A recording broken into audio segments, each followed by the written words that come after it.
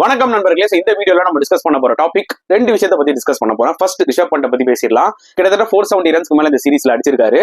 So he had a fantastic series. அதுல டவுட்டே கிடையாது. இனிஷியலா பாத்தீங்கன்னா ஒரு ஃபிங்கர் இன்ஜுரி வந்தது, அதுல இருந்து ரெக்கவர் ஆனாரு. அன்பார்ச்சுனேட்லி ஃபுட் இன்ஜுரி வந்தது. ஃபுட் இன்ஜுரி ரொம்பவே மோசமா போய் பிராக்சர் லெவல் போயிடுச்சு. ஃபோர்த் டெஸ்ட்ல இதுக்கு மேல அவரால் கண்டினியூ பண்ண முடியாதுன்ற மாதிரி சொன்னோம். ஆனா அந்த broken leg வச்சுக்கிட்டே வந்து ஒரு crucial 16-17 ரன்ஸ் ஆட் பண்ணி கொடுத்தாரு இந்தியன் டீமுக்கு. அதுவே பெரிய விஷயங்க. அதுக்கு நம்ம ஒரு மிகப்பெரிய சல்யூட்டை போட்டே ஆனோம். அதை பத்தி நான் செப்பரேட்டா ஒரு வீடியோ ஆல்ரெடி போட்டிருந்தேன்.